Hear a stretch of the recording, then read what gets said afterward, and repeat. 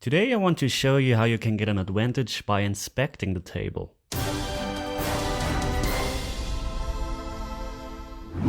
Some of you may remember the video where you could ask questions in the comment section for a question and answer video.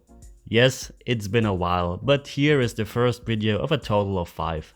Sata99, I hopefully pronounced it right with my stupid German accent, asked if I could talk about inspecting an unknown table or make a video.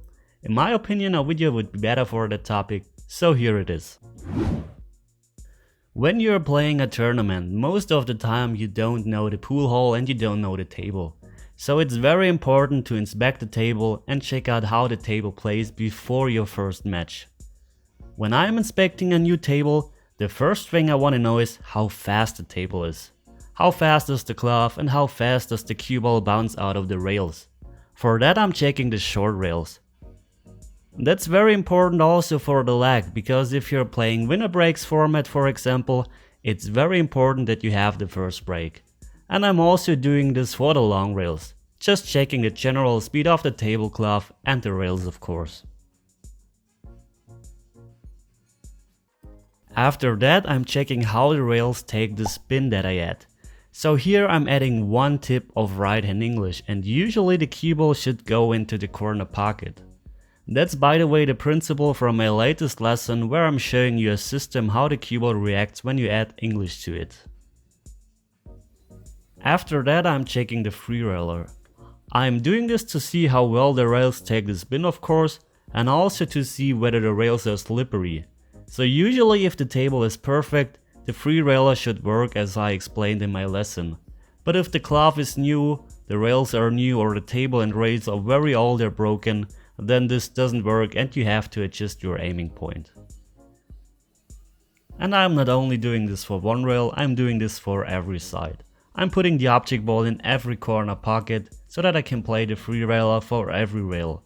If you want to know by the way how I play this free rail kick shot, you should check out my video Great Free Rail Diamond Kicking System Explained.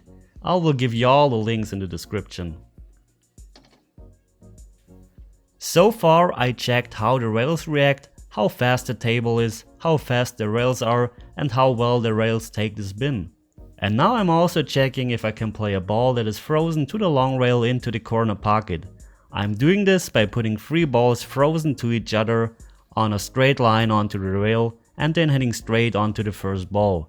Usually the ball should drop without a problem, but sometimes the point of the side pocket is in the way. So I'm doing this for all sides to check if somewhere the point of the side pocket is in the way. So if I have the situation in a match where the ball is frozen, I know that I can play the ball into the long corner pocket without a problem.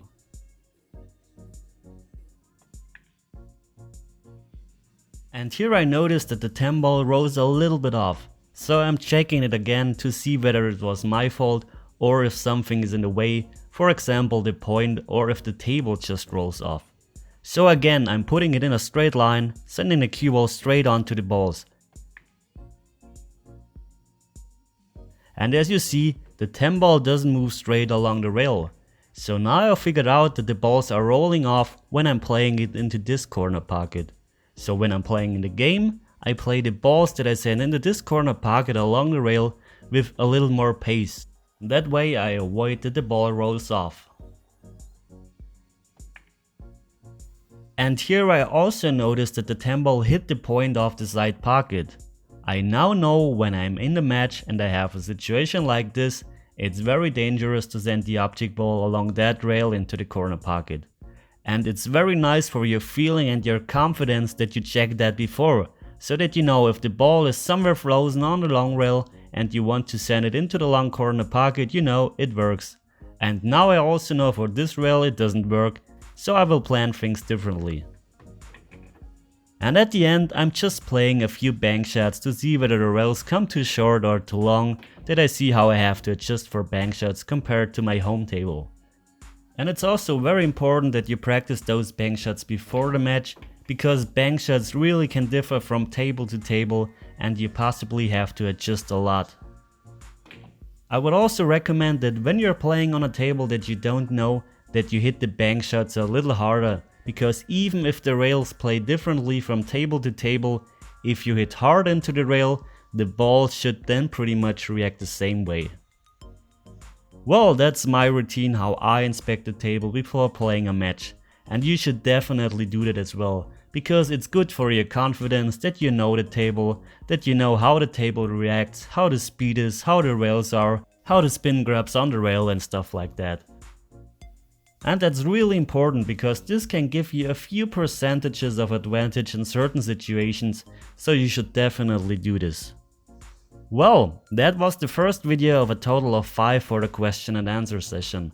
The next videos are coming, but it is a lot of work, so it maybe takes some time. But I promise I will make the videos for the other 4 questions with the most likes.